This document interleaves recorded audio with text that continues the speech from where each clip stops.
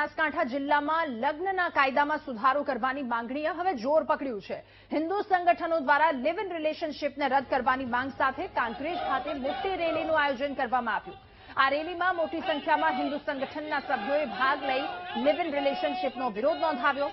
Rally બાદ સંગઠનના પ્રતિનિધિએ નાયબ મામલતદારને એક આવેદનપત્ર પણ સોંપ્યું, જેમાં લગ્નના કાયદામાં મહત્વના ફેરફારોની માંગ કરવામાં આવી છે।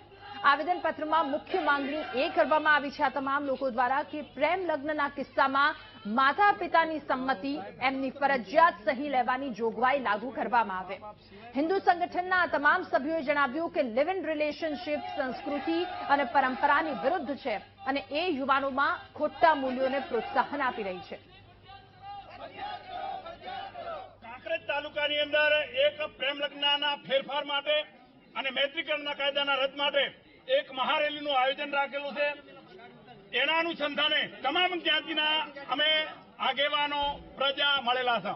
અત્યારે રેલી સ્વરૂપે આપણા મામલતદાર સાહેબશ્રીને કાંકરેજ આવેદનપત્ર આપેલું છે।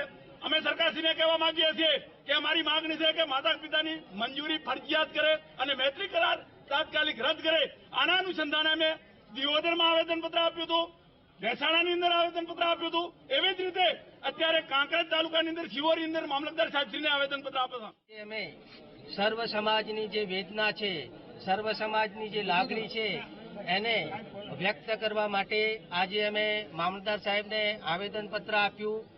અમારી જે વેદના અને લાગણી સર્વ સમાજની છે તે છે કે હાલનો જે લગ્ન નોંધણી કાયદો છે એ કાયદામાં અમુક ત્રુટીઓ છે। આ ત્રુટીઓ દૂર કરવા માટે અને આ કાયદો સુધારો કરવા માટેની અમારી માગણી છે કે આ કાયદામાં સુધારો કરવાનો। આમાં અમારો મુખ્ય મુદ્દો છે કે જે લગ્ન નોંધણી થાય છે એમાં મા બાપની સંમતિ લેવામાં આવતી નથી।